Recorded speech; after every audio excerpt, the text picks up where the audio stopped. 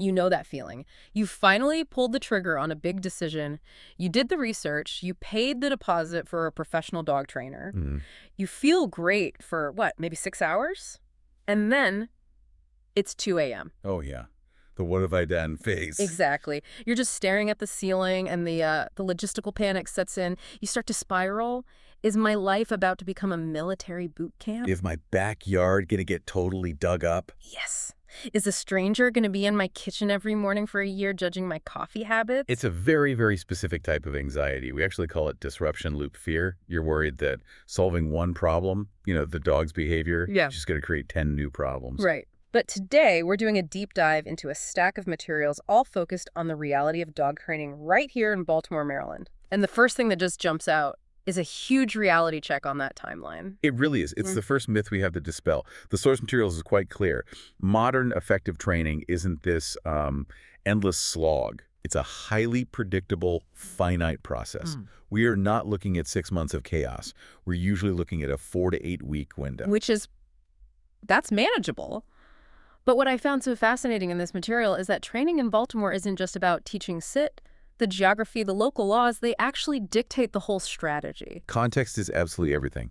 I mean, training a dog on a 5-acre farm out in the county is one thing. Sure. But training a dog in a row home where you share walls with neighbors and you have to deal with Maryland's really specific liability laws, that is a completely different architectural and legal challenge. So our mission for this deep dive is to unpack that specific landscape.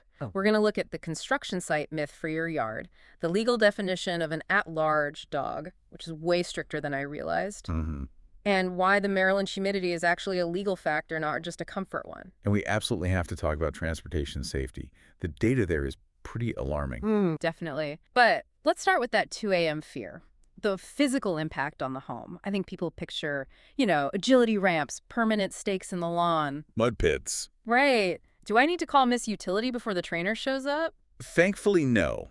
If you look at the equipment lists in the source material for standard obedience, it's all incredibly low impact. We're talking about long lines. Which are basically just long leashes. Exactly, 15 to 30 feet. A treat pouch, maybe some plastic cones, like the kind you see for kids' soccer practice. So no permanent infrastructure at all. None. The whole concept is portability. The trainer brings the classroom with them, and they take it with them when they leave. Your yard becomes a temporary classroom, not a permanent construction site. Okay, so physically the yard is safe, but what about the temporal footprint? You said 4 to 8 weeks. Does that mean a trainer is living with me for 2 months? No, and this is where it helps to understand what the sources call the bell curve of the process. It's broken into phases. You have the loading phase, the peak, and then the taper. Okay, let's break that down. Loading phase. That's basically week 1. It's almost all assessment. The trainer is in your living room. They're taking a history, just watching the dog. It's very low intensity. But weeks 2 through 4, that's the peak. That's the busy time. Correct. This is when the frequency is highest. The trainer's probably there multiple times a week. This is when they're building that communication system, working on recall, setting boundaries at the front door, teaching the place command. And this is probably when the neighbors might notice something is up. Yes, this is when the yard is most active. But here's the critical part that the sources really emphasize. This intensity is temporary. By week 5, you hit the taper. Okay, let me play devil's advocate here. If I'm paying for a package and the trainer starts showing up less after 4 weeks, am I getting shortchanged? Why back off when things are just getting good? That's a great question. But the sources explain that the taper is actually essential for the dog's psychology. If the trainer is there every single day doing all the work, the dog just becomes prompt dependent. So they learn to obey the trainer, not me. Exactly.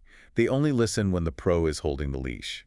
So to prevent that, the training has to transition. Weeks 5 through 8 are all about generalization.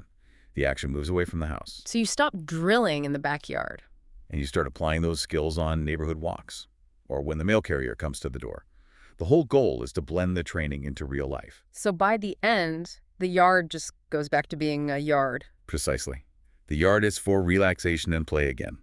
If the trainer does their job right, they are effectively firing themselves by week 8. I want to pivot to that Baltimore factor you mentioned. The term row home environment came up a lot in the notes. It's such a unique variable. In a row home, you don't have the luxury of distance. If your dog barks, Your neighbors on both sides hear it instantly. Mm-hmm. You open your front door and you're stepping directly onto a public sidewalk, maybe even a busy street. Which brings us to at-large dogs. I always thought that just meant, a stray dog running around. But the legal definition here is a lot stickier, isn't it? It is. In Baltimore City and the surrounding counties, a dog is legally at large if they are off the owner's property and not on a leash or confined. Full stop. Okay, but you see people with their dogs off-leash in parks all the time. They do. But technically, unless it's a designated fenced-in dog park, they are violating that statute. And this has massive implications for a professional trainer. How so? A legitimate trainer cannot legally take your dog to a public park and start doing off-leash training without a special permit. It's a liability nightmare. So if a trainer promises me I'll have your dog heeling off-leash down Charles Street in 3 weeks. That is a huge red flag. Huge. It's not just legally questionable, the sources highlight the safety risk. In a city with traffic, sirens, other dogs, relying on just a verbal command is playing with fire. This connects back to the equipment then, right? The long line you mentioned? Exactly. This is why the long line is the hero of urban dog training. It lets the dog feel like it's free, they can drag the line, they can get 30 feet away, but the handler still has a physical safety net if a squirrel darts into the street. So it simulates off-leash freedom while keeping everyone safe and legal. That's the perfect way to put it. The yard is the lab, the long line is the safety belt for the real world. Now, speaking of stepping outside, we have to talk about the weather. Maryland weather is just notorious. But I was surprised to see this isn't just a comfort thing, it's a compliance issue. It is. Maryland has specific animal welfare laws that restrict leaving dogs outside unattended in extreme weather. So we're talking about the 95-degree days with 100% humidity. And the freezing cold days in January, correct. And this directly impacts your training schedule. A lot of owners get frustrated if a trainer reschedules because it's a scorcher out. They think the trainer's being soft. Right. I paid for this session. Let's get to work. But the sources actually call this a green flag. If your trainer moves the session indoors or pushes it back because of the heat, they're not being flaky. They're following the law and good ethical standards. But there's a physiological reason, too. The learning brain versus the survival brain. Exactly that. A dog pants to cool down. If a dog is panting heavily, its brain is in survival mode. It physically cannot process new information efficiently. You're just wasting your money trying to teach a complex command to a dog that's close to overheating. So what happens then? Do you just lose a week of training every time there's a heat wave? No, you adapt. The training moves indoors. The experts in these documents emphasize things like pattern games and relaxation protocols. Relaxation protocols. I think I need some of those. We all do. But seriously, for a dog in a row home, learning to settle on a mat while the kids are running around or the TD is on, that's actually more valuable than doing drills in the backyard. That actually segues perfectly into the safety issue with vehicles. If it's too hot to train in the yard, it is definitely too hot to be waiting in a van. This is a critical point. It gets overlooked all the time. Some trainers offer day training or these pick-up and drop-off services, and it sounds so convenient. It sounds like a dream, actually. But you have to ask about the logistics. Maryland transportation law forbids endangering animals in vehicles. Heat stroke can happen in a parked car in 15 minutes, even with the windows cracked. So if a trainer is picking up, say, 5 dogs for day training, and my dog is the first one they pick up. Your dog might be sitting in a crate in a van for an hour while the trainer navigates Baltimore traffic to get the other 4. Is the AC running the entire time? Is the dog ever left unattended, even for a minute? That is a terrifying thought. The sources are very firm on this. You must ask these questions.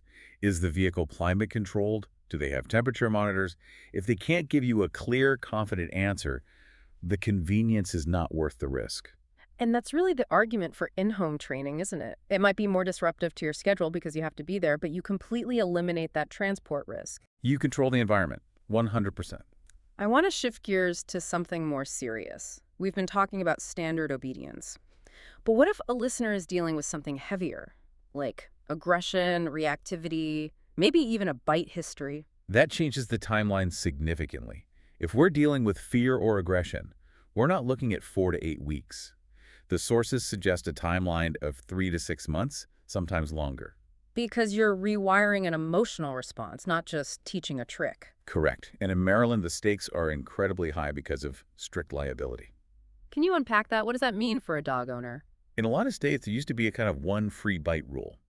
You weren't liable unless you knew your dog was dangerous. Maryland is much stricter. You are civilly responsible for damage your dog causes, pretty much regardless of any prior history. Wow, that puts a huge premium on safety and management. It does. And here's the counterintuitive part about training these dogs. You might think, my dog is aggressive, we need to train for hours every day to fix this. But the sources say the opposite.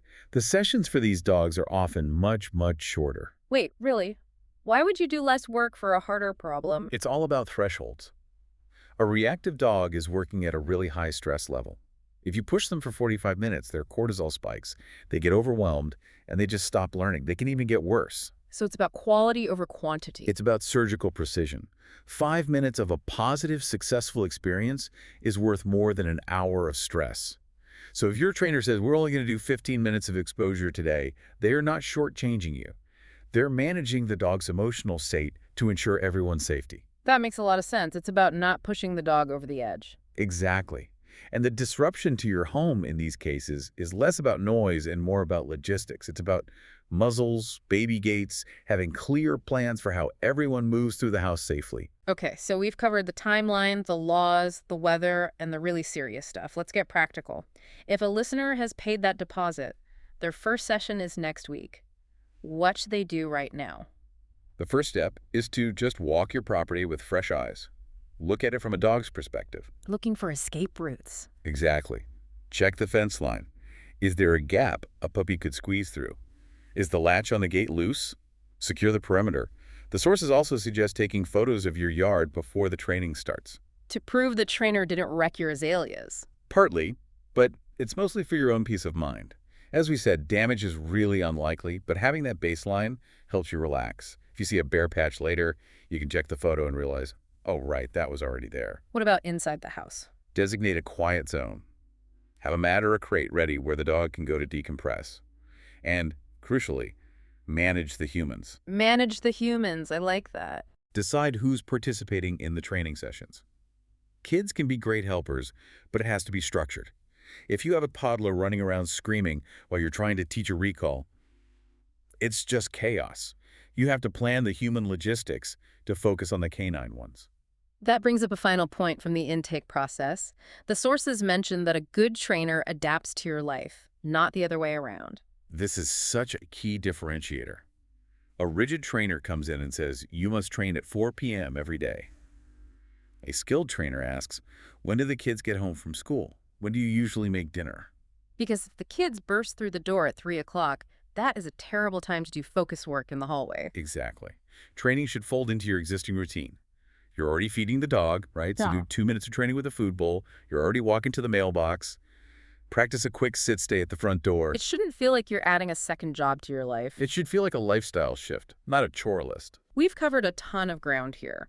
We've busted the construction site myth, navigated the at-large liability maze, and validated that Maryland humidity is, in fact, the enemy of productivity. It really is. But I want to leave our listeners with one final thought. We've talked about the trainer, the laws, the environment. But what about the owner? What's the difference between the person with a transformed dog in 8 weeks and the person still struggling a year later? It all comes down to expectations and ownership of the process. And the sources use this really profound analogy that I love. They compare dog training to learning a musical instrument. Okay, tell me more. Think of the trainer as your piano teacher. You go to your lesson once a week. The teacher corrects your hand placement. They show you the scales. They give you the sheet music. But if you go home and you never touch that piano until your next lesson, you're not going to learn how to play. You'll just get really good at watching your teacher play. The progress doesn't happen during the lesson. It happens in the consistency between the lessons. That really hits home. The trainer isn't there to fix the dog. They're there to teach you how to fix the dog. Exactly. You are the musician. The trainer is just the guide. So the question for everyone listening is, are you ready to practice your scales, or are you just expecting the piano to play itself? That is the perfect question to end on. Are you the musician or the audience? On that note, good luck with the training, check your fence latches, and we will catch you on the next deep dive. Stay curious.